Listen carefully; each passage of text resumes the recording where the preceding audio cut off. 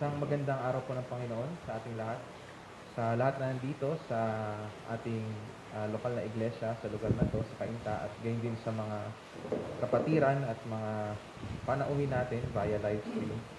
Isang magandang araw po ng Panginoon. Tayo po ay nagagalak hindi lang sa isang Lord's Day na ito, kundi ito rin ang huling Lord's Day ng taon. At tunay nga ito'y patotoo sa katapatan at kabutihan ng Panginoon sa atin. At sa pagpasok natin sa bagong taon, ay dala-dala natin yung pangako na mabuting balita na ating mapapakinggan, ating masasaksihan muli sa hapon na ito. Sa Lord's Day na ito, tayo po ay magtatapos sa ating serye ngayong Kapaskuhan. Ang ating pag-aaral po ay mula sa Lucas, Kabanata 2, talata 1 hanggang 21. At ito na po yung narrative patungkol sa ang kapanganakan ng Mesiyas. Ilang paalala po sa ating bulletin na nakalimbag po na binigay po sa atin at nakapost din sa ating FB page. Naka-print po dyan yung ating panimulang panalangin, yung ating paghingi ng kapatawaran. At sa mga bahagi ng pagsamba po na mayroong asterisk, tayo pong nandito sa lugar na to ay tatayo. At gayon din po sa ating pagbasa ng ating kapahayagan, ng ating confession, ang Credong Niceno sa pahina 5, makikita po natin yon. Sa ating panalangin kongregasyon, gayon din po ating tatapusin ito na Ama namin, naka-print po sa page 5. At tatapusin natin ang pag-awit ng Hear Our Prayer, O Lord. Muli po wala tayong offering, pero ang ating mga kasama na inikayat na magpadala doon sa ating bank account.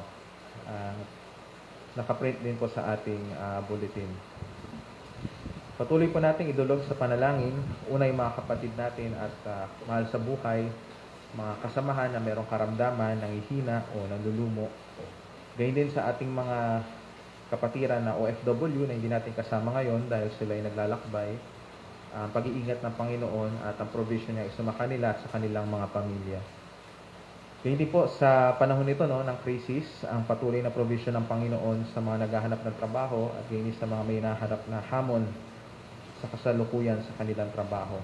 Panalangin po natin ang gawain ng ating lokal na kongregasyon, ng ating federation ng mga iglesia, ang katapatan ng mga namumuno sa atin, ang ating paglago, pagkakaisa at pagiging kabahagi sa ating iba't ibang gawain. Panalangin natin ating mga sister congregation at gayon din yung ating ministry opportunity na nabuksan sa atin at patuloy na pag-iingat sa ating pastor.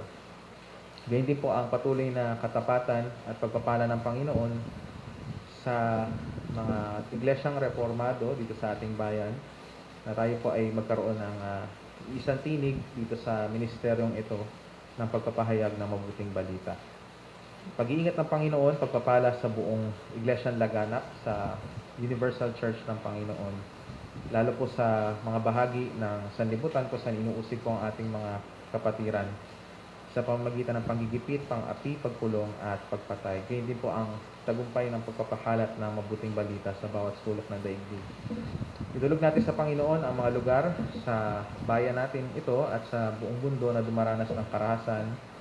At siguro sa balita nasasaksihan natin, mayroong mga bansa ngayon na may kaunting hidwaan at nakikita po natin yan sa Europa, even yung China, India sa kanilang border ay merong hidwa ang nagaganap po. Ang pag-iingat po ng Panginoon sa lahat sa panahong ito ng COVID-19, kagalingan sa mga kasamahan natin, kaibigan na may sakit, pag-iingat sa mga lumalabas sa atin, dala ng trabaho. Kadakumpayan sa mga naghahanap ng lunas at nabalitaan natin yung availability ng vaccine, nawa ito ay maging available at magamit po natin bilang isang sambayan ng Pilipino. Dulog natin sa Panginoon ang ating mga leader na ito ay isang challenging na panahon na sa kanilang pagpapasya ay bigyan sila ng karunungan ng Panginoon, ng integridad, ng pakikinig at katatagan din ng mga institusyon ng ating pamahalaan. At tayo bilang mga mamamayang Pilipino, bukod doon bilang mga mananampalataya, ay maging kabahagi tayo sa pagtulong sa mga namumuno sa atin. Sila man ay mananampalataya o hindi, yun ang mandate sa atin ng salita ng Panginoon. Sa ating panimulang awit, tayo po ay tumayo at awitin natin itong pamaskong awitin, Hark the Herald Angels Sing, mula sa 339, stanzas 1 to 3. Hark the Herald Angels Sing.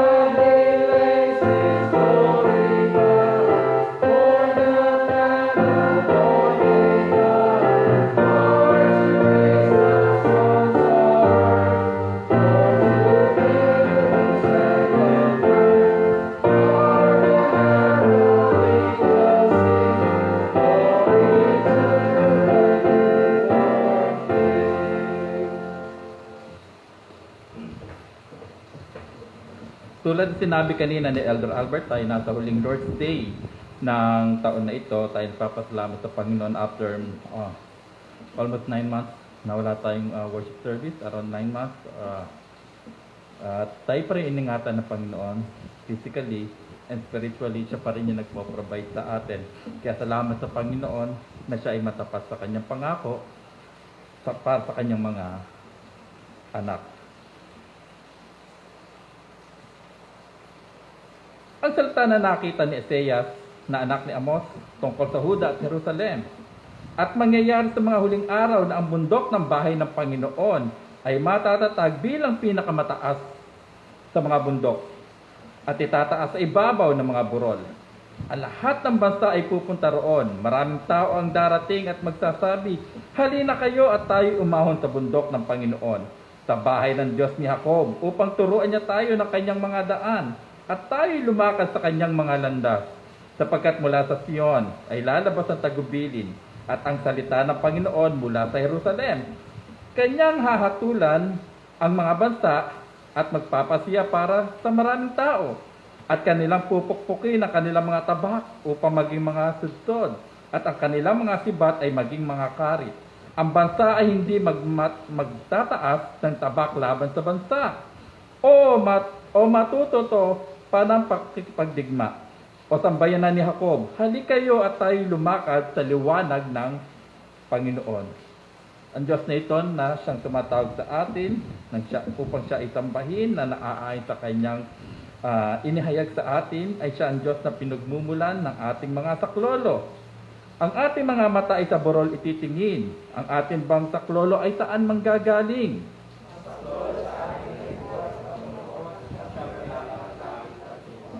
Habang tayo ay lumalapit sa mayamang trono ng biyaya ng Panginoon sa pamagitan lamang sa paggitna ng ating bugtong na anak ng Diyos na si Kristo Jesus, tayo ay kanyang binabati at ang pagbati na ito ay may kalakip na pagpapala. Si Pablo at si Timoteo ng mga alipin ni Kristo Jesus sa lahat ng mga banal kay Kristo Jesus na nasa Pilipos, kasama ang mga obispo at ang mga diakono. Sumainyo nawa ang biyaya at kapayapaang mula sa Diyos na ating Ama at sa Panginoong Heso Kristo. Tayo po ay sama-sama hong pagpasimula sa panalangin. O Panginoong Diyos, wala kaming ibang pagpapala na inihiling, kundi ang kaya ninyong ibigay. Ipinangakong ibibigay at ibinigay na sa hindi mabilang na mga taong tulad namin ay hindi karapat-dapat at may sala. Gawin ninyong bukas ang aming loob na tanggapin ang panustos sa aming pangangailangan mula sa inyong kasaganaan. At sa layuning ito, ipaunawa ninyo sa amin ang aming mga kasalanan at palambutin ang aming mga matitigas na puso nang pagluksaan namin ang aming mga kamangmangan, kawalan ng pasasalamat, pagmamataas, kawalan ng pananampalataya, pag-aaklas at karumihan. Bigyan niyo kami ng pag-asa na nag-aalis ng aming kahihiyan, ng pag-ibig na nananabik sa banal na pagsunod, ng kagalakan sa inyo na aming kalakasan, at ng pananampalataya sa inyong anak na nagmamahal sa amin at namatay para sa amin, sa aming pagiging hindi karapat-dapat at sa aming pag-uudyok sa inyong galit. Gawin ninyo kaming mga pagpasalamat sa mga kasangkapan ng biyaya at sa mga ordinansa ng reliyon. At turuan kaming pakinabangan ang mga ito na higit sa aming nagawa na. Tulungan ninyo kami na maging nasa espiritu sa araw ng Panginoon, na pumasok sa Sabat na batid ang aming mga katimtiman, mga katungkulan, at mga pribilehiyong kakabit nito, na isinasantabi ang lahat ng mga bagay na makatalibutan habang sumasamba sa inyo.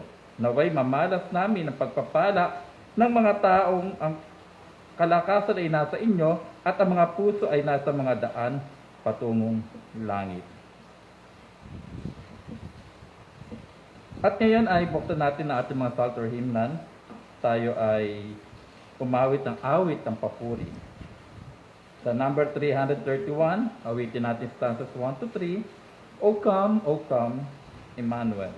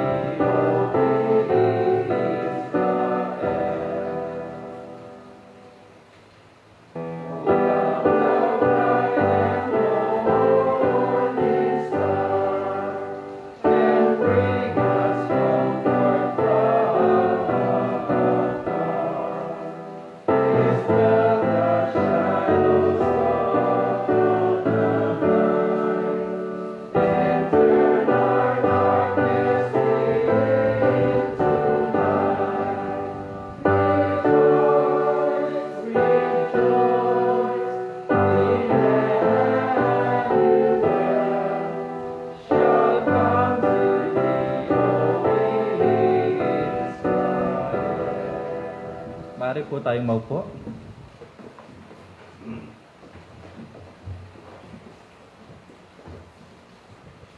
Dadako po tayo sa bahagi ng pagsamba na ating tinatawag na pagpapahayag ng kasalanan. At sa ating pagbasa po ng kautusan ng Panginoon, ito po ay makikita natin sa panulat ng Apostol Pablo sa kanyang liham sa mga taga-Filipos, Kabanata 4, talata 4 hanggang 11. At napaka-fitting po itong kautusan sa atin, lalo sa panahon ngayon na punong-puno ng pagbabalisa, pag-aalala, takot. Ito po yung comfort, ito yung exhortation sa atin ng Apostol Pablo. Salita ng Panginoon po. Magala kayong lagi sa Panginoon, muli kong sasabihin, magala kayo. Malaman nawa ng lahat ng mga tao ang inyong kahinahunan. Ang Panginoon ay malapit na. Huwag kayong mabalisa sa anumang bagay, kundi sa lahat ng mga bagay, sa pamamagitan ng panalangin at pagsamo, na may pagpapasalamat ay ipalam ninyo ang inyong mga kahilingan sa Diyos. At ang kapayapaan ng Diyos na hindi maaabot ng pag-iisip ang mag-iingat ng inyong mga puso at mga pag-iisip kay Kristo Jesus. Kahuli-hulihan mga kapatid, anumang bagay na totoo, anumang bagay na kagalang-galang, anumang bagay na matuwid, anumang bagay na malinis, anumang bagay na kaibig-ibig, anumang bagay na kapuri-puri, kung mayroong anumang kagalingan at kung may anumang nararapat papurihan, ay isipin ninyo ang mga bagay na ito, ang mga bagay na inyong natutunan, tinanggap, narinig at nakita sa akin. Ang mga bagay na ito ang gawin ninyo at ang Diyos ng kapayapaan ay sa inyo. At sa pagbasa po ng kautusan ng Panginoon, ito po nawa ay naging paalala sa atin ng ating kakulangan ng pamantayan ng Panginoon na hindi natin naaabot sa ating sarili. At nawa ito po ay naging paalala sa atin ng pangangailangan natin ng isang tagapagligtas na sinunod ang kautusan ng Panginoon at nagdusa para sa kapatawaran ng ating kasalanan. Ating pong ipahayag ang ating kasalanan at tanggapin sa biyaya ng Panginoon ang kanyang kapatawaran. Sabay-sabay po paghingi ng kapatawaran. O Panginoon Diyos, kayo ang aming tagapag-ingat, tagapamahala, tagapagligtas at darating na hukom. Patahimikin ninyo ang aming mga kaluluwa na tumawag sa inyong pangalan. Iwalayin ninyo kami sa impluensya ng laman at mga pandamdam. Ipakita ninyo sa amin ang panganib ng kami ay lumipad sa inyo para sa kanilungan. Ipabatid ninyo sa amin ang sakit ng kasalanan ng aming pahalagahan at ang mabuting manggagamo. Iyag ninyo sa aming harapan ang krus na patayin nito ang kapuutan ng aming mga puso. Pagkaloob na ninyo sa amin ang pananampalataya na siyang prinsipyo ng lahat ng buhay na pagkamakadiyos. Kami naway maging mayaman sa pananampalataya, malakas sa pananampalataya, manghuhay sa pananampalataya, lumakad sa pananampalataya, maranasan ang kagalakan ng pananampalataya, gawin ang gawa ng pananampalataya, at umasa sa pananampalataya. Mula sa kawalan ng aming anumang malituturing na amin, naway mahanap namin sa tagapagligtas ang karunungan, katwiran, kabanalan, at katubusan. Amen. Ang pagpapatawad po ng Panginoon ay tiyak, at ito po ang pangako ng mabuting balita sa atin.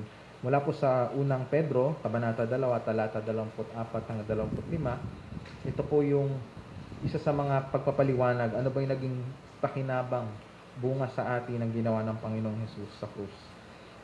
Verse 24-25, siya mismo, si Kristo, ang nagdala ng ating mga kasalanan sa kanyang katawan sa punong kahoy, upang tayo'y mamatay sa mga kasalanan at mabuhay sa katuwiran. Dahil sa kanyang mga sugat ay gumaling kayo.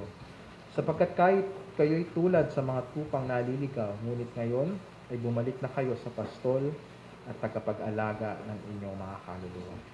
At dito, napakita po sa atin na si Kristo, sa kanyang ginawa, tayo nagkaroon ng panibagong buhay. Tayo namatay sa kasalanan, tayo nabuhay sa katwiran, sa kanyang sugat, sa kanyang latay, tayo nagkaroon ng kagalingan, kaligtasan. Tayong naliligaw, bumalik sa shepherd at overseer ng ating mga kaluluwa.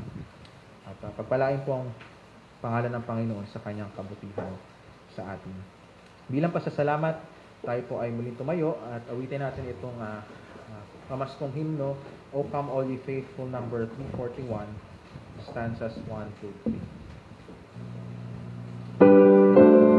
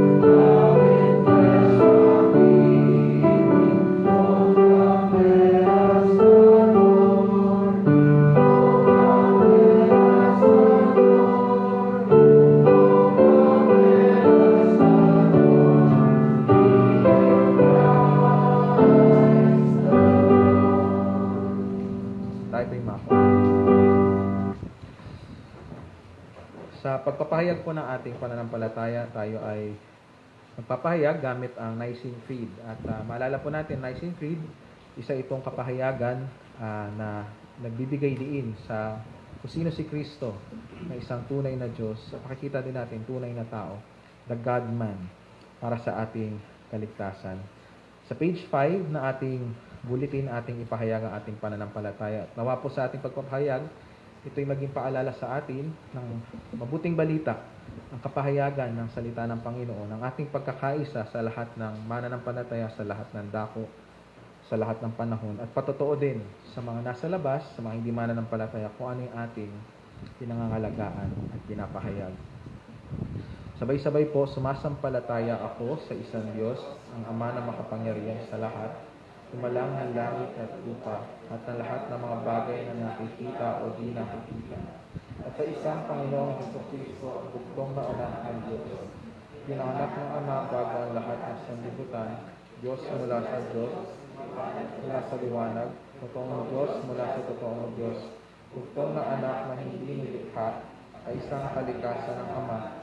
Sa pamamagitan niya ay nilikha ang lahat ng mga bagay, na para sa ating mga tao at sa ating kalagtasan ay bumaba mula sa langit at nagkatawang tao sa pamamagitan ng Espiritu Santo mula kay Birhen Maria na naging tao at pinako rin sa krus sa ilalim ni Poncio Pilato.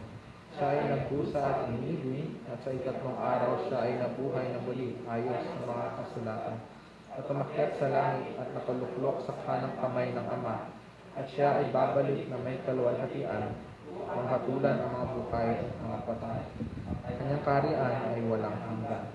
At sumasampalataya ako sa Espiritu Santo, ang Panginoon at tagapagbigay ng buhay, na nagmumula sa anak, kasama ng Ama at ng anak ay sinasamba at niluluwalhan, na nagsalita sa pamagitan ng mga propeta, at sumasampalataya ako sa isang banal at apostolikong Inikilala ko isang bautismo sa kapatawaran ng mga kasalanan at hinihintay ko ang muling pagkabuhay ng mga patay at ang buhay sa sanlibutan darating.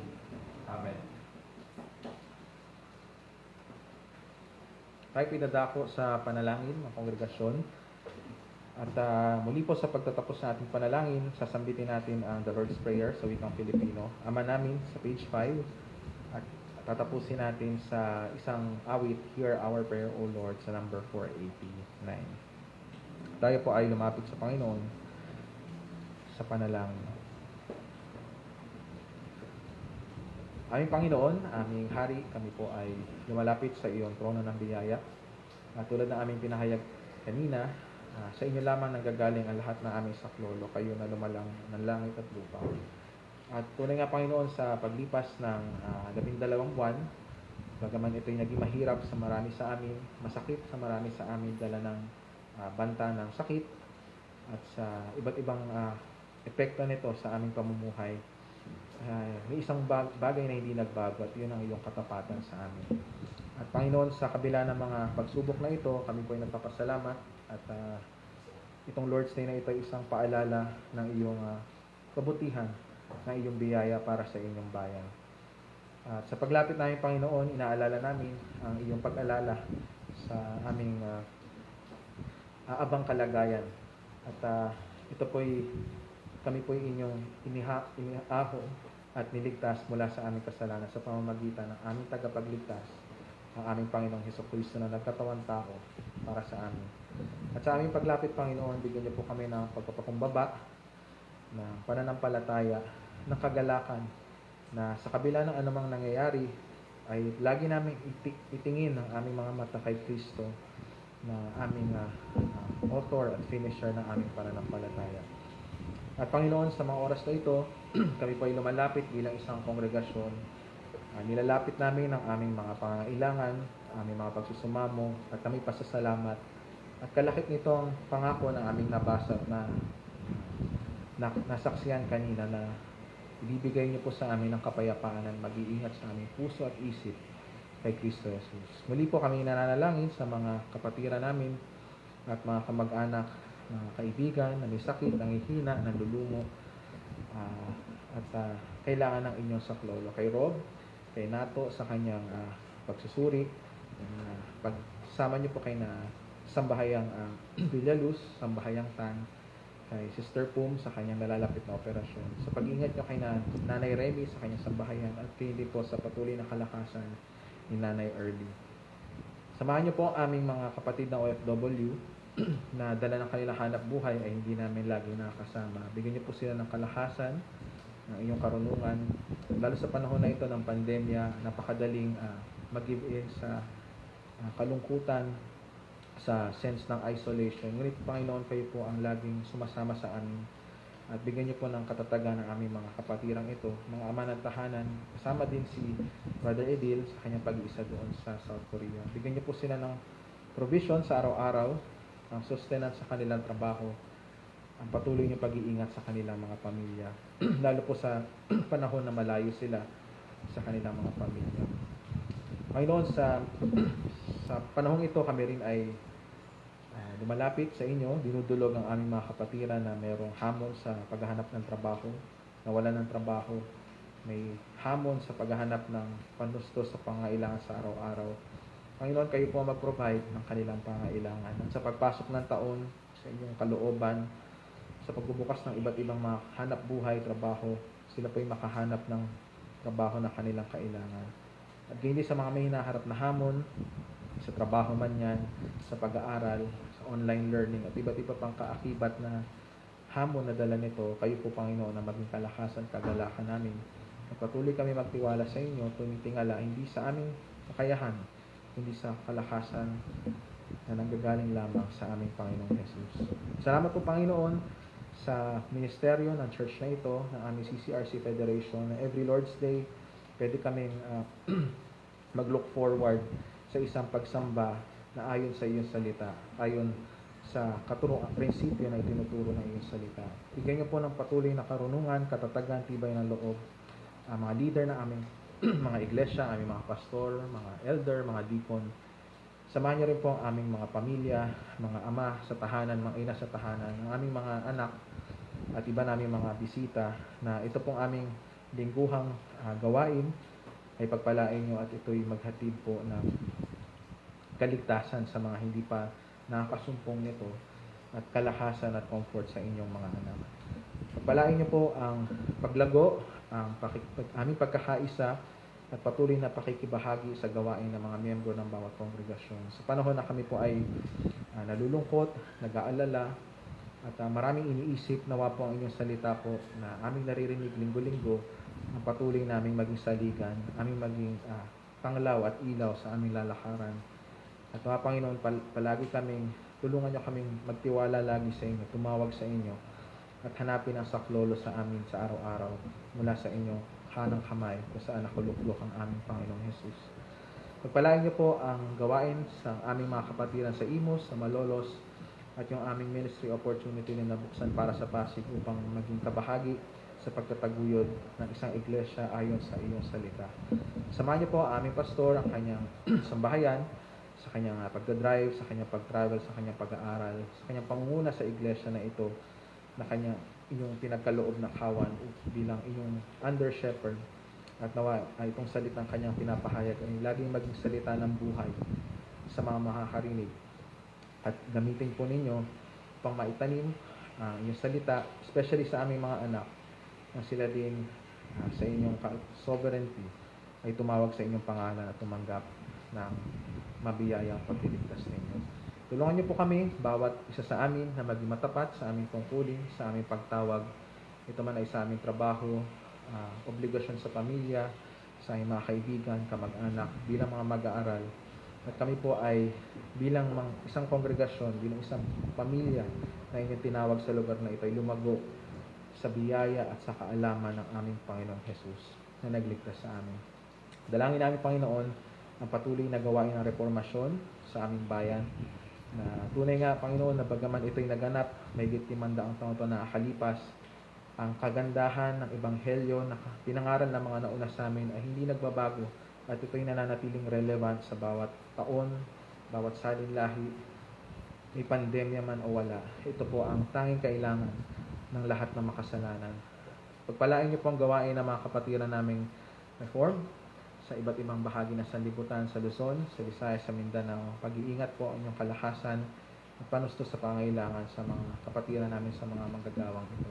Salamat po sa mga iba't ibang ministry opportunity na ipinagkaloob niyo sa bawat isa sa amin. Ito man ay virtual o online. Ngunit kami po ay nananabik na pag natapos ang pandemyang ito, kami po ay makabalik sa pagkakataon na makasama ang aming mga kapatid na ito sa isang physical na gawain. Ito man ay exchange ng pulpit, ito man ay conference o simpleng visitation. Nawa ito po ay maging realidad sa pagpasok ng isang bagong taon.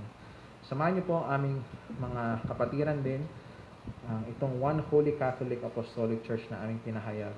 Ang aming mga kapatid lalo na inuusig sa pamamagitan ng panggigipit, pang-api, pagpulong, pagpatay dahil sa kanilang patutuo. At sa pagpunta namin sa balita ay bagaman ito'y natakpan ng mga balita patungkol sa pandemya, ito'y present reality pa rin at marami kami mga kapatid na inuusig sa Nigeria, sa Middle East at sa China. At dalangin namin, Panginoon, na kung paano nyo po pinakita ang inyong kapangyarihan sa buhay ng early church sa panahon ng persecution, ng panahon ng Reformation, sa maraming pang lugar, nalalaman po namin na magtatagumpay po ang aming Haring si Jesus sa kanyang pagkilos sa pagpapalawak ng kanyang kaharian sa iglesyang ito. At walang sino mang leader, presidente, prime minister ang makakapigil sa paglago ng inyong ebanghelyo sa bawat sulok ng daigdig. At nawa, Panginoon, ito po ay maging realidad at nananalangin kami na ito po ay inyong ipamalas sa aming mga mata. Dalangin namin ang patuloy na kapayapaan sa mga lugar na dumaranas ng karahasan at ang pag-aayos ng hidwaan ng mga bansang merong hindi pagkakasundo sa mga panahon ito. At nawa, Panginoon, dalangin din namin sa aming mga kababayan na namatayan, nasalanta ng mga bagyo, ng bulkan, at maraming sakuna na sila po ay makabangon sa pagpasok ng taon at nawa maging paalala din ito, Panginoon, na lahat ng nangyayari ay nasa inyong kamay at kayo nagpo-provide ng pangailangan namin sa kaluluwa at sa aming katawan. Sa pagpasok po ng taon, Panginoon, dala ng banta pa rin ng pandemyang ito, tulungan niyo po kami na maging masigasig sa aming mga tungkulin. Huwag hayaan na itong bantang ito ay manupaypay kami. Ngunit mahanap namin ang patuloy naming kalakasan sa inyo, sa patuloy na communion namin sa mga aming mga kapatiran, at pagpalakasan kami, magpanalanginan kami, at gamitin namin ang mga oportunidad na ito at iba pa namin ministry opportunity upang mag-comfort po sa aming mga nalulungkot na kaluluwa at mapaalala sa amin ang hindi nagmamalo na pag-ibig. Dalangin namin ang kagalingan sa mga may sakit, sa mga kamag-anak namin, kaibigan na nagkasakit, sa patuloy na kalakasan sa mga lumalabas dahil sa kanilang trabaho, at sa paglabas ng mga bakuna sa sakit na ito ay nawa ay magkaroon ng oportunidad na ito'y magamit ng maayos, ng walang corruption dito sa aming bayan. Kami po ay nananalangin para sa aming Pangulo, sa kanyang bise, at sa mga namumuno sa amin, sa mga departamento, ahensya, hanggang sa mga provincial at local government units, sa mga barangay, nabigyan niyo sila ng karunungan, husay, integridad, katapatan sa paglilingkod. Patatagin niyo pong institusyon ng pamahalaan namin dito sa aming bayan na sa pagpasok ng taong ito ay matuto kami sa mga nangyari sa taong ito at pagtagumpayan namin itong krisis na ito at sama-sama bilang isang bayan ay harapin namin ang aming mga suliranin na hinaharap. Kami po bilang mga mamamayang Pilipino, at hindi lang mamamayang Pilipino kundi mamamayan ng langit, tulungan niyo po kami na maging matapat sa aming tungkulin, gamitin ang mga kaloob ninyo upang pagsilbihan ang aming mga kapatiran sa iglesia, maging maayos na mga mamamayan ng bansang ito, maging ilaw at tanglaw sa o asin at ilaw kung saan nyo man kami dalhin. At sa aming patuloy na pagsamba at higit sa lahat sa pakikinig at pangaral ng iyong salita, nawa ay maitanim po ito sa aming puso at ito po ay umusbong at magbunga sa aming buhay. Sa mga nakakarinig po ng inyong salita via live stream, dalangin naman itong salitang ito ay humayo at dalan nito ang pangako ninyo na ang inyong salita ay hayo at hindi babalik sa inyo na hindi na isasagawa ang layunin kung bakit nyo ito ipinadala. Samahan niyo po ang inyong lingkod sa pangaral ng inyong salita. Ang Holy Spirit po ninyo ay sumama sa aming kalagitnaan. Bigyan kami ng karunungan, ng pagpapakumbaba, ng pagsisisi pananampalataya, kagalakan sa pagsunod, at mga pusong nagpapasalamat sa bawat isang biyaya na binibigay niyo sa amin. Ito man ay material at lalo na spiritual na biyaya. Ito po ang aming panalangin sa pangalan ni Jesus na nagturo sa amin manalangin sa ganitong pamamaraan. Ama namin na nasa langit ka, sambahin nawa ang pangalan mo. Dumating nawa ang kaharian mo, gawin nawa ang iyong kalooban kung paano sa langit kayong dinamang sa lupa. Bigay mo sa amin ngayon ang aming kakanin sa araw-araw. Patawad mo sa amin ang aming mga utang. Kaya naman namin nagpatawad sa mga utang sa amin. Huwag mo kami itid sa tukso kung hindi ka sa kami sa masama. Sapagkat iyo ang kaharian, ang kapangyarihan, ang kalwalatian, ang pakailanman. Amen.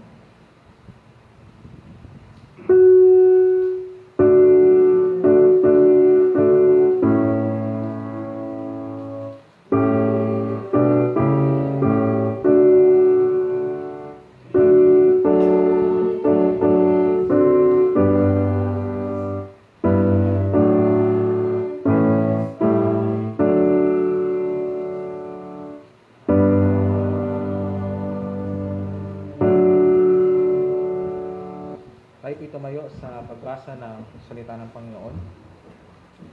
Tulad po na nabanggit kanina, ating pag-aaral ay pinamagatang ang kapanganakan ni Jesus. Ito na po yung culmination, yung climax ng mga nauna nating pag-aaral. At ito na yung sinasabi nga the reason for the season, ang kapanganakan ng ating tagapagligtas, ang Panginoong Jesus. Ang ating teksto po ay mula sa ikalawang kabanata ng Mabuting Balita ayon kay Lucas, mula po sa talata 1 hanggang 21. Ito po ang salita ng Panginoon para sa atin.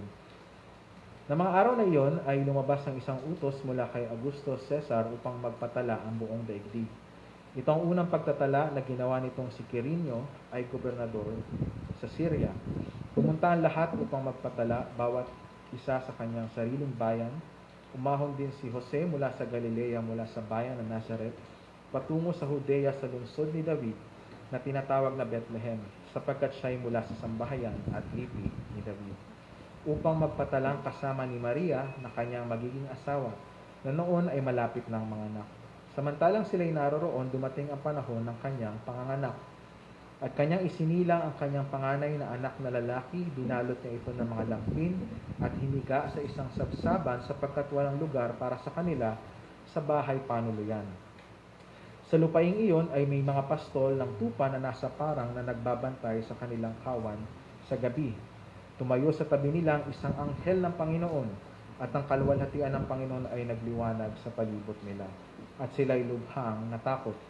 Kaya't sinabi sa kanila ng anghel, huwag kayong matakot, sapagkat narito, dala ko sa inyo ang magandang balita na malaking kagalakan para sa buong bayan.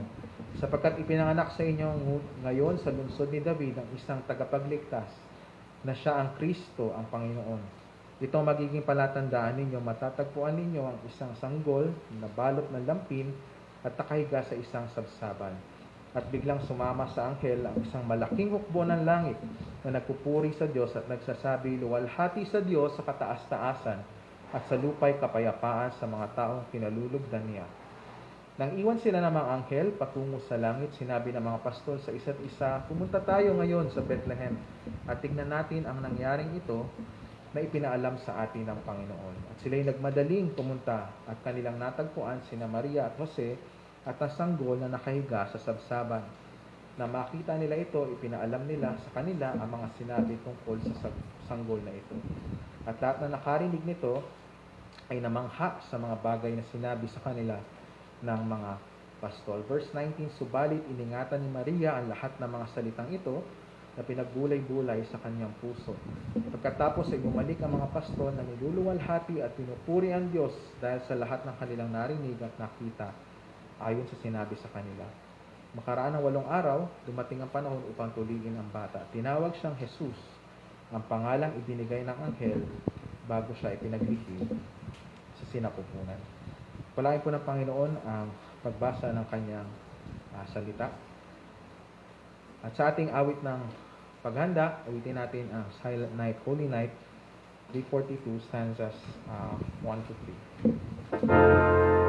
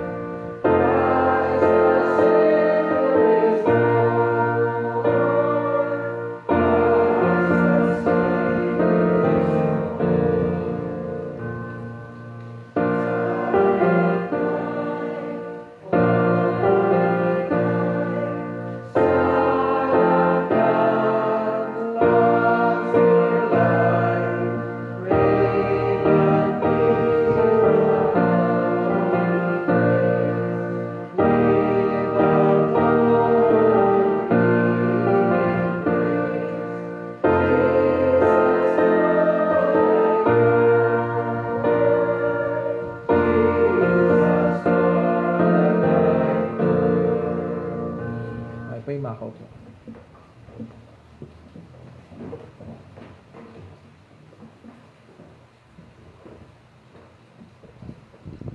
Tayo muna po ay manalangin. Sa aming po pagupo, Panginoon, sa inyong pahanan, kayo po magbukas ng aming mga isipan, ng aming mga puso, na matanggap po namin na may pagpakababa ang inyong salita. At makita na ho namin ang kagandahan ng inyong pangalan sa pangangaral ng inyong salita sa hapon na ito. Ito po ang aming dalangin sa pangalan lamang ng Panginoong Hesus. Amen.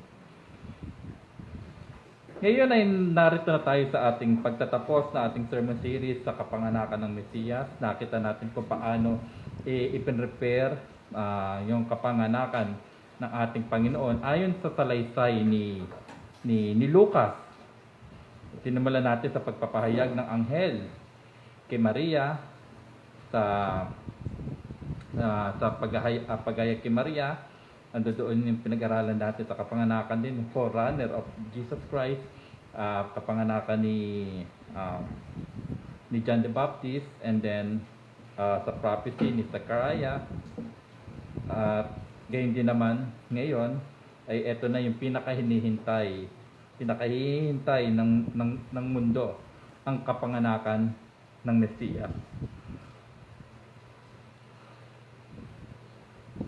Ang salaysay muli na ating pinag-aaralan na sermon series ay hango sa salaysay ni Lucas.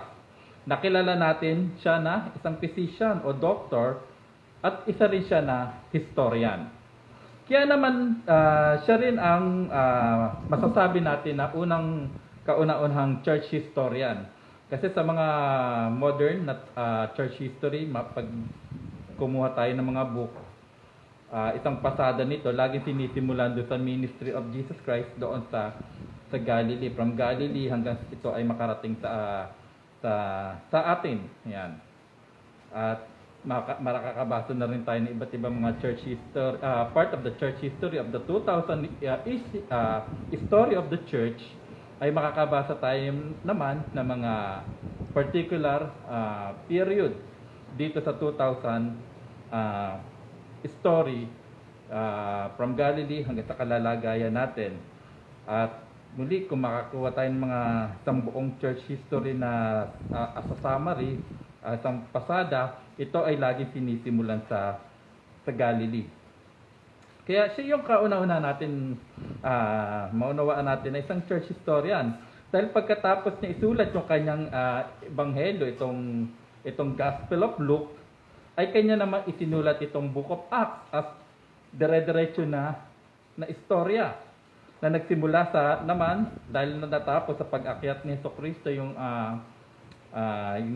Luke, at doon rin naman pinasimulan ni Luke itong Book of Acts. Yun sa pag-akyat ng ating Panginoong Hesus sa langit. At mula doon, sa pagtatala niya, sa pagkalat na mabuting balita naman sa labas ng Jerusalem o doon sa tinatawag natin sa Asia Minor hanggang sa pananatili ni Apostol Pablo sa Roma na mababasa natin sa Acts chapter 28. Kaya doon sa Book of Acts, mababasa natin doon yung missionary journeys ni Apostol Paul at iba pang mga pangyayari doon mismo sa loob ng Jerusalem kung paano lumaganap ang mabuting balita. Tulad kanina sa ating panalangin, isang kabalintunaan ang nangyari doon sa paglaganap ng mabuting balita. Hindi sa isang church-sponsored missionaries journeys. Hindi doon, kundi sa isang persecution. Doon nangyari, persecution sa Jerusalem at ang mga mananampalataya sa Jerusalem na iwan yung mga apostol ay sila ay nagkalat at umalis sa Jerusalem at kung saan sila dinala ay doon nila ipinangaral ang mabuting balita. Kaya sa lahat ng pagkakataon, higit sa lahat hindi inaasahan ng tao, ang Diyos ay hindi napipigil ng mga pangyayari. Siya pa rin ay nakaupo doon sa trono, sa trono ng kanang kamay ng ating Diyos, at siya ay naghahari. Walang makakapigil sa pagkalat ng mabuting balita. Kaya sa panimula naman ng chapter 2 na ito, bago ipanganak si Jesus, ang Panginoon at Mesiyas, ay itinala ni Lucas ang isang mahalagang pangyayari sa kasaysayan upang mangyari ang sinasaad sa kasulatan o sa tinatawag natin na Old Testament. Pero sa mga panahon na ito, wala pang New Testament, tatawagin natin na Hebrew Bible, Hebrew Scripture. Ay ano ba yung inihintay doon? Na dapat ang Mesiyas, ito ay magmumula sa lahi ni David. Kaya dito sa pagtatala na ito ni Lucas, ni Dr. Luke, ay kinuha muna niya yung political konteksto sa panahon na yon. Na kung paano itong bata na ito ay magmumula sa angkan ni David, bagamat siya ay ipapanganak ni Maria na hindi galing sa angkan ni David, ngunit si Jesus ay ipapanganak sa pamagitan ng hiwaga ng banal na Espiritu. At paano nga ba magiging anak ni David ang batang ito? Ito ang pinaliwanag ni Lucas na naaayon sa kasaysayan. Dahil sa pamagitan ng pagtanggap ni Jose sa anak na ipinagbubuntis ni Maria. Si Jose ay kabilang sa angkan na pinagmulan ni David, ang tribo ni Juda. At dahil kay Jose ang propesiya sa pagdating ng Mesiyas ay magiging tunay ngang anak ni David. Ito ang itinala ni Lucas sa pagtala o sa natawag natin na census na ipinatawag ni Emperor Augustus Caesar. At sa panahon na si Quirino ay governor of Syria. Sabi dito ay pagtatala sa buong daigdig. Pag sinabi kasi dito na buong daigdig, hindi naman sinasabi hanggang Pilipinas, kundi ano lamang yung sakop nung emperyo. Dahil wala naman silang idea kung may Pilipinas ba or particular mga island sa mga karagatan, kundi pag sinabi rito na buong mundo, sa kaisipan nila ay yung isakop ng imperyo lamang. Siguro ay marahil masasabi natin mula dito sa Espanya hanggang sa gawing India, at least sa time na ito. Pag sinabi na Roman Empire, na buong daigdig, tinutukoy lamang rito ay sakop ng imperyo ng Roma. At dahil kay Jose, ang propesiya sa pagdating ng Mesiyas, si Jesus nga, ang Mesiyas ay mula sa anak ni David. dahil doon sa census na itinala rito ni Lucas noong bandang 6 AD. Ito yung pinatotohanan kahit hindi naman ng mga church historian, kahit ng secular historian, sasabihin nila na meron ngang naganap na census noong time ni Quirino, governor of Syria, at gayon din naman na time ni Augustus Caesar during the 6th AD. Kaya pinatotohanan kahit ng mga secular history na totoo nga itong tinala na ito ni Luke. Dahil dito sa census na ito in 6 AD, ang mga lalaki o mga ama ay kinakailangan silang umuwi sa kanilang mga bayan upang isagawa ito. Kaya si Jose ay umuwi sa kanila sa Judea. Kaya naman ganito ang ginawa ni Jose kasama yung kanyang asawa na si Maria, na sa panahon na yon ay nagdadalang tao. Yung census na ito ay mahalaga para sa Roman government. Una, para sa tamang pagbubuwis ng mga tao. Pangalawa, para sa enlistment sa pagiging sundalo ng Roman Empire. At dahil nga si Maria ay malapit ng manganak sa mga panahon na iyon, kaya naman si Maria ay doon na rin nanganak sa Bethlehem, na tinatawag na bayan ni David, City of David. Dahil din yun din yung bayan na ipinanganakan ni Haring David.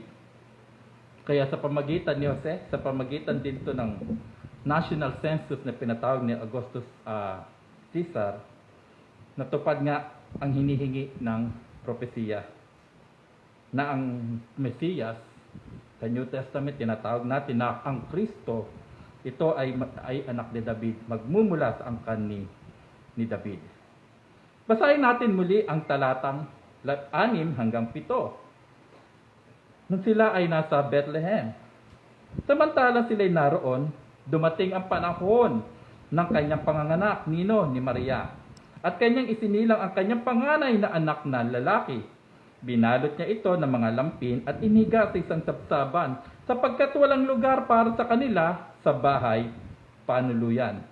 Marahil sa dinami ng nag-uwian sa panahon ng pagsisensus, pagtatala, ito ang dahilan kung bakit walang makuha na maayos, maganda na kwarto itong si Joseph and Mary sa kanilang pagtatravel upang panandalian na kanilang panatilian. Kaya naman ang sanggol na si Jesus ay ipinanganak sa isang panuluyan na dahil doon sa konteksto ng salita na sabsaban, pakainan ng hayop, ay nakuha natin yung tinutukoy rito na nasa isang kwarto itong si Maria at si Jose na meron doon ng mga hayop. Kaya iyon ang marahil na lang ang nakuhang lugar ni Jose at Maria dahil punong-puno yung mga inn o yung mga bahay panuluyan sa mga oras na ito at sa panahon na yon. Kaya yun marahil ang kanilang available na lugar na nakita.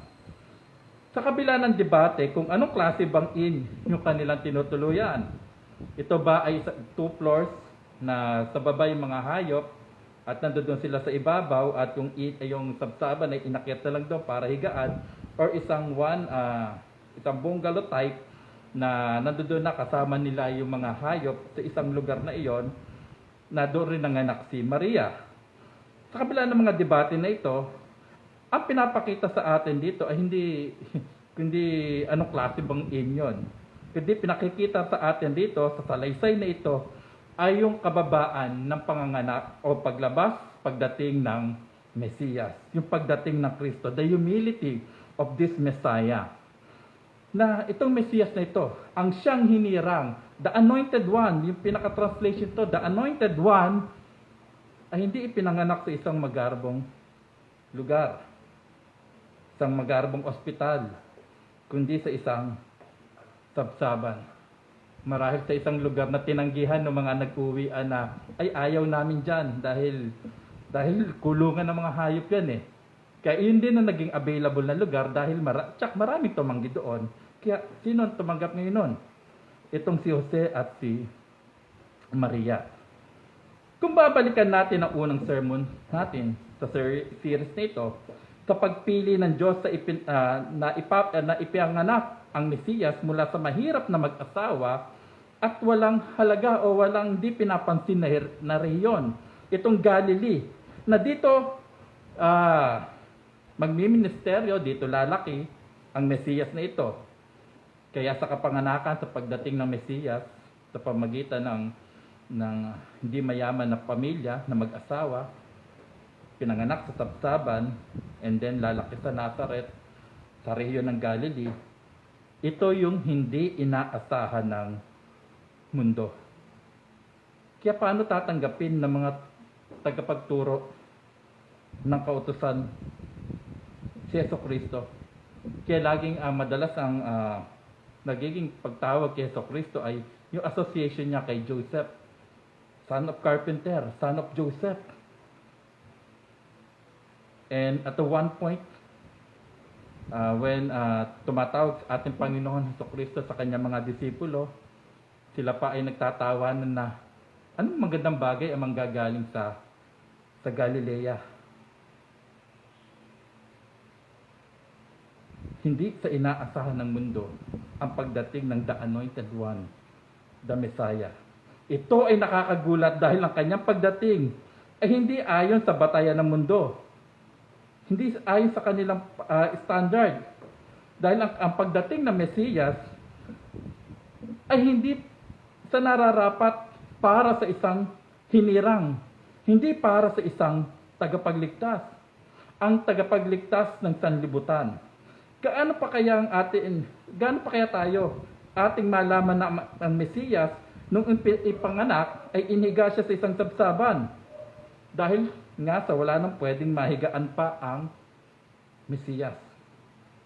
Ang Mesiyas, ang Kristo, ang hari ng lahat ng mga hari, ang Panginoon ng lahat ng Panginoon, na siya ay nagmamay-ari ng lahat ng nilikha, nakikita man at hindi nakikita, ay bumaba sa ating kalalagayan. Mas mababa pa sa mga nilikhang anghel. Kung susundin natin ay yung created order. Mas mababa pa sa anghel. Ito yung sinasabi ng author of Hebrews, lower than the angels.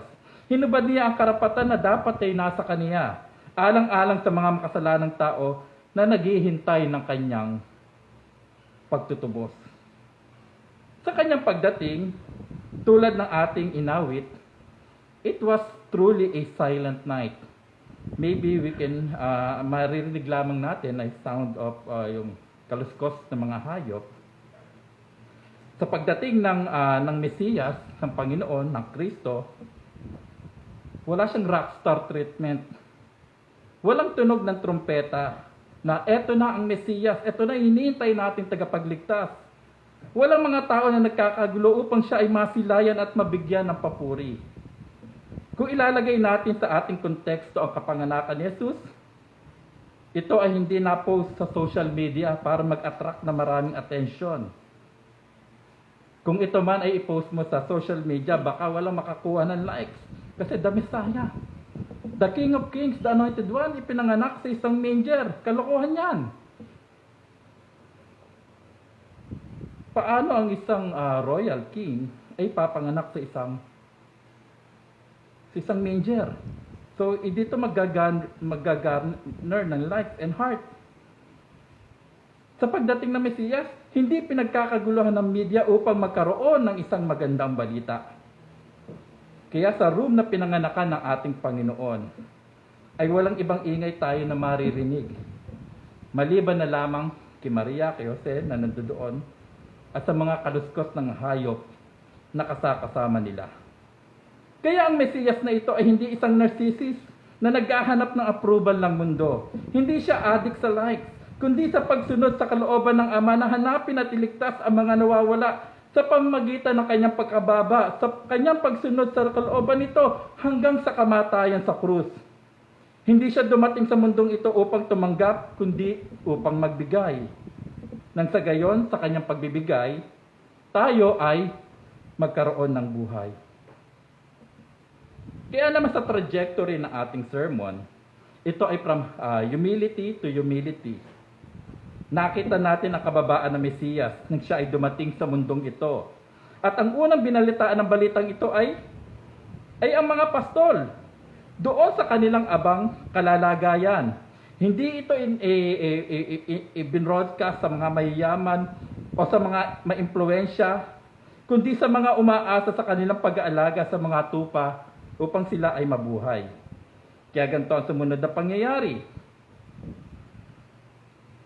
Simula sa verse 8. Sa lupang iyon ay may mga pastol ng tupa na nasa parang na nagbabantay sa kanilang kawan sa gabi. Tumayo sa tabi nila ang isang anghel ng Panginoon at ang kalwalatian ng Panginoon ay nagliwanag sa palibot nila. At sila'y lubhang natakot, kaya sinabi sa kanila ng anghel, "Huwag kayong matakot sapagkat narito dala ko sa inyo ang magandang balita na malaking kagalakan para sa buong bayan. Sapagkat ipinanganak sa inyo ngayon sa lungsod ni David ang isang tagapagligtas na siya ang Kristo ang Panginoon, Christ the Lord. Ito ang magiging palatandaan ninyo, matatagpuan ninyo ang isang sanggol na balot ng lampin at nakahiga sa isang sabsaban." Dahil ang mga pastol na ito ay nagbabantay sa kanilang kawan sa gabi, ay medyo maunawaan natin na ito, hindi sila maaaring hindi sila yung may-ari ng kanilang mga tupa na pinapastol, kundi mga inuupahan ng mga may-ari upang bantayan ito sa magdamag. Makikita natin kung gaano kababa sa lipunan ang mga pastol dito na pinagpakitaan ng anghel at binaltaan ng isang magandang balita. Binasa natin kanina sa talatang 10. Paano ulit ito naging isang magandang balita? Basahin ulit natin ang talatang 11, verse 11. Sapagkat ipinanganak sa inyo ngayon sa lungsod ni David ang isang tagapagligtas na siya ang Kristo ang Panginoon. Nowhere in the scripture, especially sa ina-anticipate na mga Jews, na mga Hudyo sa Old Testament, never na gumamit doon ng title na Christ the Lord. Yung salita na Christ the Lord. Yung praise na ito. Na tumutukoy kay Jesus na nasa sabsaban. Bagamat ginagamit ni salitang Lord and Messiah or Christ sa Old Testament, pero yung i-title mo na dalawa na Christ the Lord ay something na hindi familiar para sa mga Jews. At least sa pagkakataon nito, ginamit yung salitang Christ the Lord. Yung kanina inawit natin, Christ the Lord and Christ the Savior. Yung Messias, siya ay yung Panginoon. Yung Kristo ay siya yung Panginoon. Ito'y tumutukoy dito kay Jesus sa sabsaban. Iyon ang palatandaan na iyon nga yung tagapagligtas. Iyon nga yung Kristo. Iyon nga yung Panginoon. Isa na namang unique sign ito. At pagkatapos nito, ang buong hukbo ng anghel ay langit. Sumama doon sa anghel na nagbalita na ito at sila ay umawit ng papuri at kagalakan sa pagdating ng Mesiyas dito sa mundo. Sabi rito ay at biglang tumama sa anghel ang isang malaking hukbo sa langit at nagpupuri sa Diyos at nagsasabi, "Luwalhati sa Diyos sa kataas-taasan at sa lupa'y kapayapaan sa mga taong kinalugdan niya." Previously ating naipangaral ito na makikita natin. Dumating siya rito sa lupa, hindi kapayapaan sa bawat o lahat ng tao sa mundo, kundi the idea pa rin ng paghirang ng pagpili ng ating Diyos. Sabi rito, kapayapaan sa mga taong kinalulugdan niya. Kayo kanina inawit natin ay napakayaman. Dumating siya dito sa mundo ang ating tagapagligtas, Mesiyas, para ipagkasunto tayo, ang Diyos at tayo na mga makasalanan. Kaya pagkatapos ng tagpong ito, yung pagpupuri ng sangkalangitan, sila ngayon ay nagdesisyon tumungo sa Bethlehem, itong mga pastol. Ganito ang sinasaad sa mga sumusunod na talata. Nag-iwan sila ng mga anghel patungo sa langit, sinabi ng mga pastol sa isa't isa, "Pumunta tayo ngayon sa Bethlehem at tingnan natin ang nangyaring ito na ipinaalam sa atin ng Panginoon." At sila'y nagmamadaling pumunta at kanilang natagpuan sina Maria at Jose at ang sanggol na nakahiga sa sabsaban. Nang makita nila ito, pinaalam nila sa kanila ang mga sinabi tungkol sa sanggol na ito At ang lahat ng nakarinig nito ay namangha sa mga bagay na sinabi sa kanila ng mga pastol. Subalit iningatan ni Maria ang lahat ng mga salitang ito na kanya pinagbulay-bulay sa kanyang puso. Pagkatapos ay bumalik ang mga pastol at niluwalhati at pinupuri ang Diyos dahil sa lahat ng kanilang narinig at nakita ayon sa sinabi sa kanila. At sa pagpapatuloy ng kwento na ito, ay tila ba ang mga pastol ay iniwan ang kanilang mga kawan upang makita lamang ang Panginoon na nasa sabsaban. O yung talagang yung kanilang talagang ikinabubuhay sa pagpapastol ay talagang iniwan nila. Kasi mahalaga rito yung transition ng story. At sinabi rito ay, at sila ay nagmamadali. It's likewise na sa sobrang sa isang taong nananalig, may pananalig sa Diyos, the command sa kanila, sila ay immediately na nagre-respond. Kaya tulad nung pag-alay ni Abraham kay Isaac, doon sa Genesis chapter 22, ano yung immediate response ni Abraham? Maaga siyang gumising para dalhin yung kanyang anak doon sa lugar na pinaghihingian ng kanyang ng Diyos para yung kanyang anak na si Isaac. Because those who trust the Lord, those who trust the word of the Lord, they immediately respond na walang pag-aalinlangan sa inihayag sa kanila. Kaya no wonder the transition of this story, sinasabi rito, walang pag-aalinlangan. Sila ay nagmamadali na tumungo doon sa Bethlehem upang makita nila ang tagapagligtas, Christ the Lord, na nakahiga doon sa sabsaban.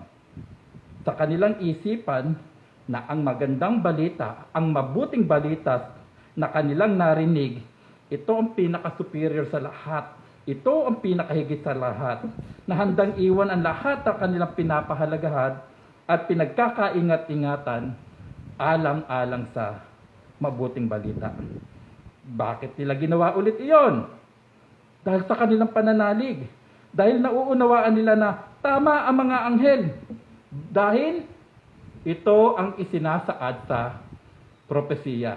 At the back of the mind ng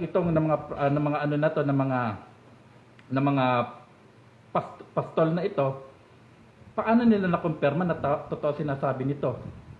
Kasi yun ang hinihingi ng scripture.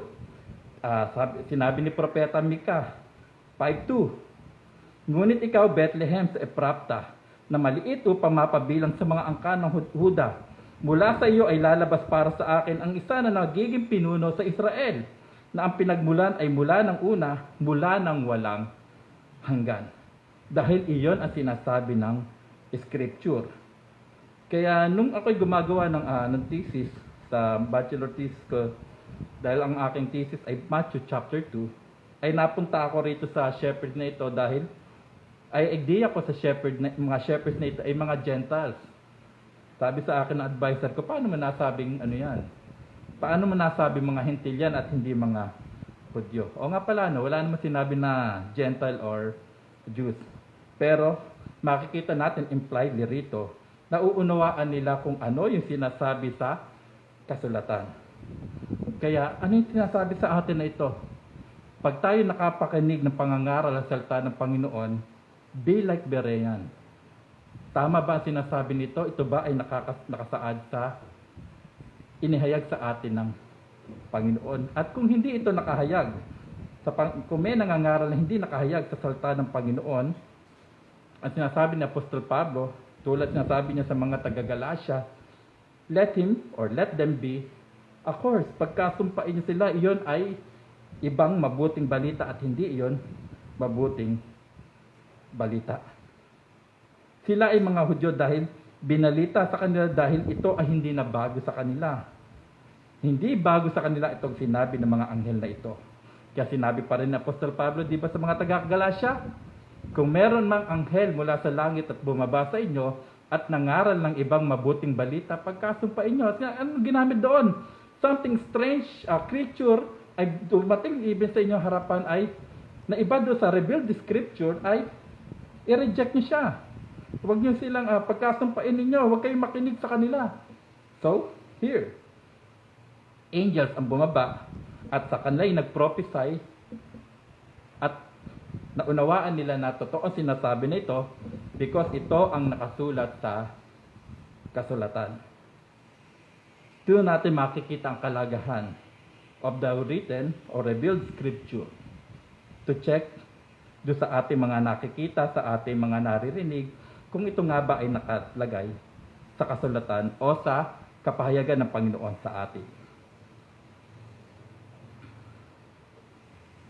Pagkatapos nila sabihin ang mga sinabi ng anghel sa kanila, sinabi nila sa mga tao na nasa kwarto at sinabi rito, sino ba nandoon? 3 lamang. Si Joseph, Mary, and that child, Jesus Christ. Ay lahat doon, sabi roon, sila ay namangha sa sinabi sa kanila. Kaya pagkatapos nito, ano sinabi rito ni Lucas? Subalit iningatan ni Maria ang lahat ng mga salitang ito na pinagbulay-bulay sa kanyang puso. Ang tanong marahil sa atin ay, ano ibig sabihin rito ng pinagbulay-bulay sa kanyang puso? At paano yon? Kaya titingnan natin yung mga katulad ng mga phrases na ito. Halimbawa na lamang ay inulit ang kahalintulad nito nung hinahanap ni na Maria ang batang si Jesus sa templo. At nang kanila itong matagpuan, ay nagwika sa kanila si Jesus. Sinabi ni Jesus ay, bakit ninyo ako hinahanap? Hindi ba ninyo nalalaman na dapat ay nasa bahay ako ng aking ama? At hindi nila naunawaan ang salitang sinabi niya sa kanila. Umuwi siya kasama nila at dumating sa Nazareth at naging masunuri sa kanila. Eto, iningatan ng kanyang ina ang mga bagay na ito sa kanyang puso. Ito rin ay kahalintulad doon sa Genesis chapter 37:11, nang ang mga kapatid ni Jose ay nagagalit at naiinggit kay Jose, kaya nang marinig ni Jacob na kanilang ama ang pangitain ni Jose patungkol sa pagliligtas na gagawin ni Jose sa bayan ng Diyos. Sinabi doon sa 11b, at ang kanyang mga kapatid ay naiinggit sa kanya, subalit pinag-isipan ng kanyang ama ang mga bagay na iyon. Pero pagbabasay naman natin sa English translation, halimbawa sa ESV, but his father kept staying in mind. Kaya yung Luke chapter 2:51, si Jesus na nawawala sa templo, at itong Genesis chapter 37:11 ay pinauunawa sa atin na parehong nauunawaan ni Maria at Jacob ang gagawin ng Diyos sa dalawang bata na ito na si Jesus at si Jose. Gagawin ng Diyos sa pagliligtas niya sa kasaysayan sa pamagitan ng dalawang bata na ito na si Jesus at si Jose. Ngunit ang mga talatang ito, binasa natin kanina sa ating teksto, Luke chapter 2:19. In verse 51 at Genesis chapter 37:11, ay isa ang tema kung bakit pinagkakaingatan nila ang kapahayagan ng Diyos, bakit nila ito isinasa isip, bakit nila ito isinasa puso. Dahil sa pagkaunawa sa pagliligtas na gagawin ng Diyos sa kanyang bayan, dahil sa gagawin niyang iyon, sa mga nakakaunawa nito ay sila rin ang mag-iingat nito sa kanilang mga puso. Pagpapasailalim sa kalooban ng Panginoon dahil nauunawaan nila na ang lahat ng bagay sa mundo ay nagkakalakip-lakip para sa umiibig sa Diyos. Magpasailalim at sumunod at magtiwala sa Diyos sa lahat ng pagkakataon. Dahil ang pinakahigit sa lahat ay ang pag-ibig ng Diyos na nagligtas sa atin mula sa kasalanan sa pamagitan ni Kristo Jesus na ipinanganak sa isang kwarto at inihiga sa sabsaban. Ang daan ng pagpapakababa sa pagliligtas ng Mesiyas ay ang daan ng mga tatanggap ng mabuting balita dahil na rin mismo sa kanilang kababaan din. From humility to humility. Ito ang parehong sinasabi sa atin ng abang kalalagayan ni Jesus, ni Maria, at ng mga pastol. Na sila ang unang tumanggap ng balita na ang tagapagligtas na Kristo na Panginoon na ay dumating nga sa mundong ito sa pamagitan ng bata na nasa sabsaban.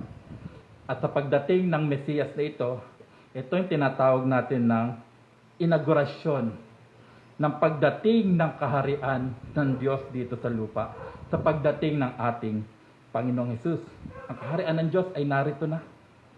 Kaya para kay nino ang kaharian ng Diyos na inaugurahan ng ating Panginoong Hesus dito sa lupa? Sino ang tatanggap nito? Ito ay para sa mga mabababa, mga walang ibang inaasahan maliban ang Diyos. Kaya sa paglaki ng batang ito sa kanyang pagmiministeryo, ay ito ang lamang ang kanyang pangangaral sa pagtanggap sa kaharian ng Diyos, na may kahulugan din na ang pagliligtas ng Diyos, ang pagpapakababa ng mga tatanggap nito. Sa kanyang pangangaral sa bundok, halimbawa na lamang ay ganito ang kanyang sinabi in Matthew chapter 5:2, tinatawag natin Sermon on the Mount. Mapalad ang mga dukha sa espiritu, sapagkat sa kanila ang kaharian ng langit. At kaya rin naman tayo inaanyayahan na magpakababa tulad ng isang bata.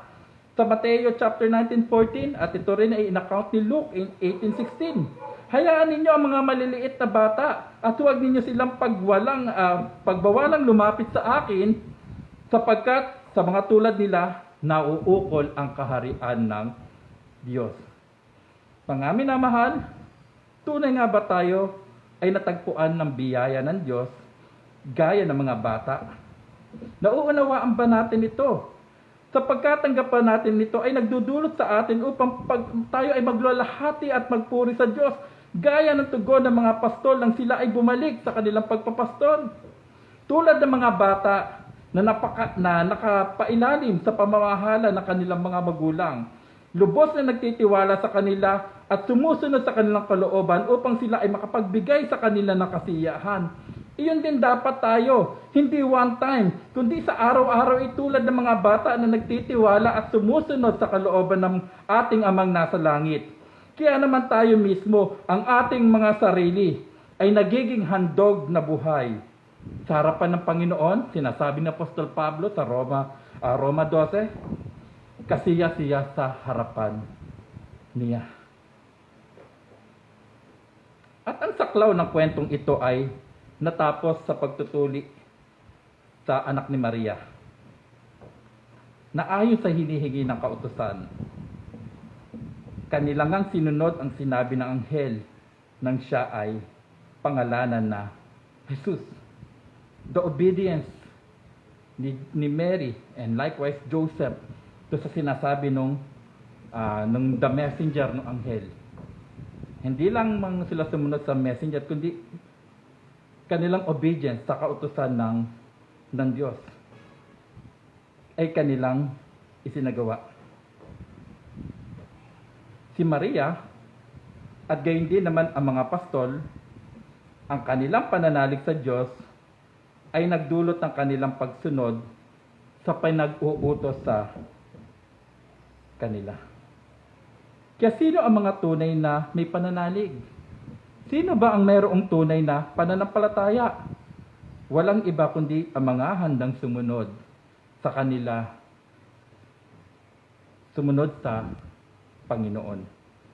Tulad ng mga pastol na nagmamadali na tumungo sa Bethlehem para makita ang Mesiyas sa sabsaban sa pagsunod nila inahayag sa kanila ng mga anghel. Sa pagsunod ni Maria na pangalanan nga na Jesus, itong kanyang anak. Kung tayo ay may mga tunay na pananalig sa Panginoon, paano natin malalaman ang kanyang kalooban? Hindi ang mga lihim na kalooban ng Panginoon dahil kailanman ay hindi natin yon madidiskubre, kundi ang mga inihayag sa atin ng kanyang salita. Ang Biblia, the written word of God. Nagtitiwala ka ba sa salita ng Panginoon? Kung oo, magpasailalim tayo sa otoridad dito.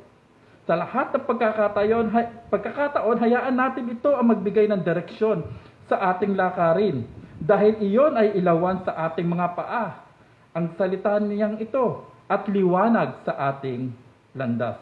Na ito ay sinabi ng psalmist sa awit 119:105. Kaya bakit hindi natin magagawa magpasailalim sa kanyang mga salita kahit pa ang mga nangyayari sa atin ay hindi mga bagay na ating ninanais? Kaya sa ating buhay, iglesia, sa ating lakarin bilang mga Kristiyano, mananampalataya, bakit hindi din natin magagawa ang magpakababa sa bawat isa at ituring ang ating mga sarili na walang halaga? Tulad na sinasabi sa atin ni Apostol Pablo, magmahalan tayo na may pag-ibig bilang mga magkakapatid. Sa pagpaparangal sa iba, ay mag-unahan kayo sa Romans 12:10. Kompetisyon kung paano magpakababa. Mahirap ito para sa isang may mapagbataas na puso.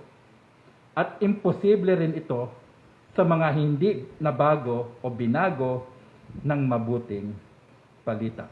Tayo na dinatingan ng biyaya ng Panginoon na tumugon sa kanyang sa mabuting balita na ito. Tayo inaasahan na lagi magpakababa sa ating buhay mananampalataya, hindi lang sa ating mga kapatid sa pananampalataya, kundi sa bawat mga sitwasyon na ating pagkalalagyan.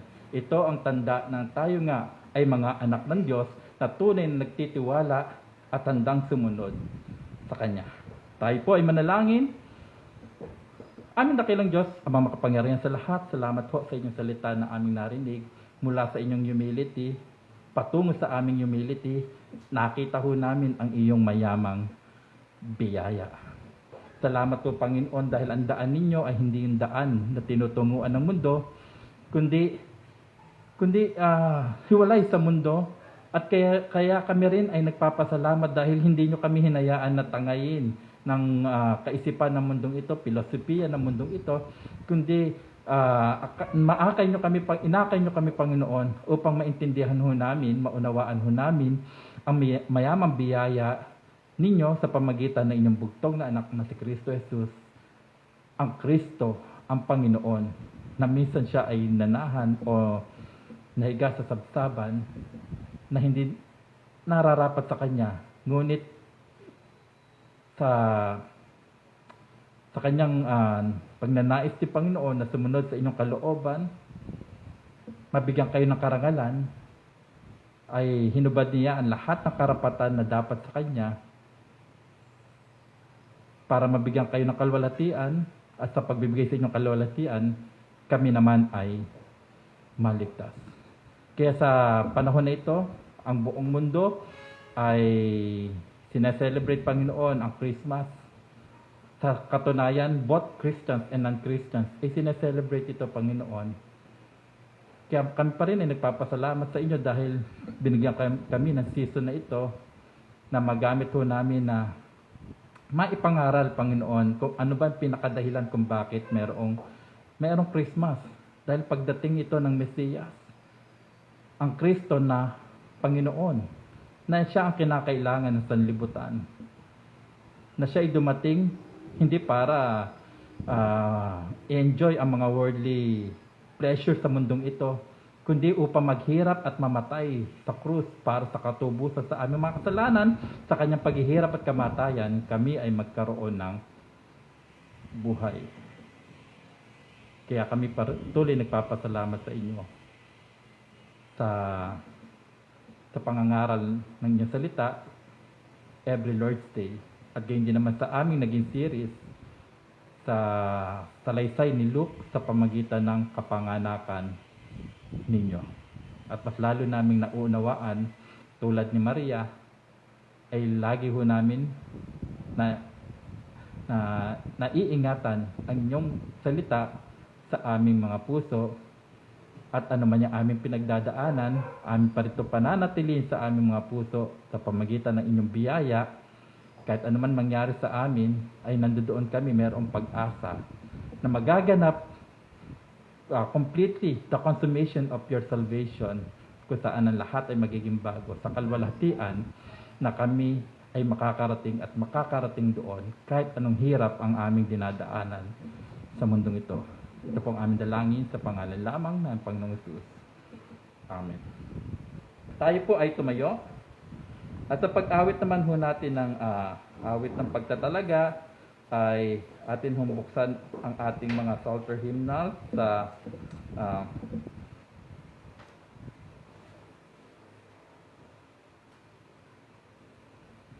buksan na natin ating Psalter hymnal sa Sa number 337, stanzas 1 to 3, Joy to the World. At sa pag-awit ho natin ito ay ating tinatalaga, paghahayag na tinatalaga nga natin ang ating mga sarili bilang mga handog na buhay.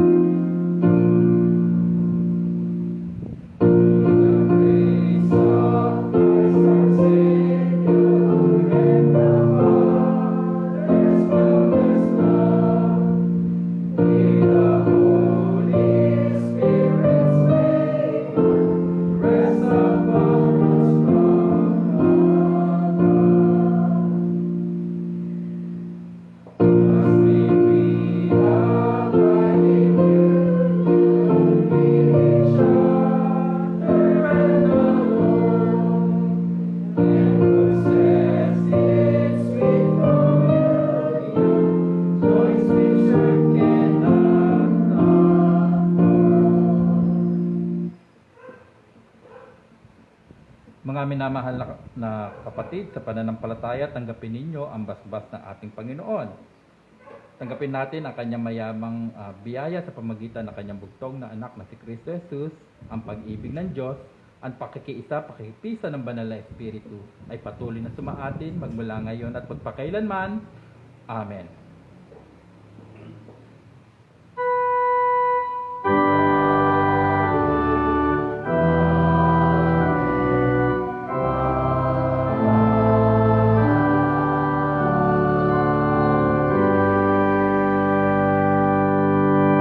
Sandali muna po tayo maupo at iba pa hong mga announcement ni Elder Albert.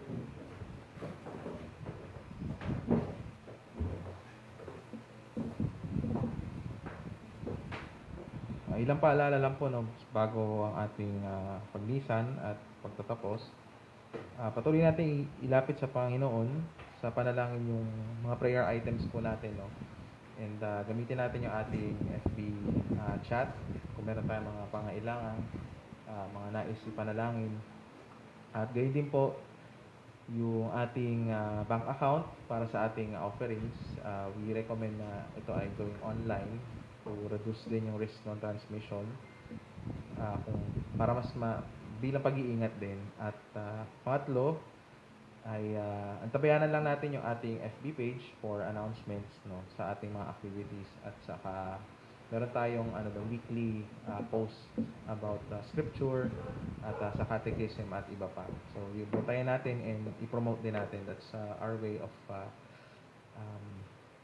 sharing din yung mabuting balita, lalo sa mga kaibigan natin na malamang naghahanap ng mga iglesia. Yun lang po. Happy Lord's Day at maligong bagong taon po sa ating lahat.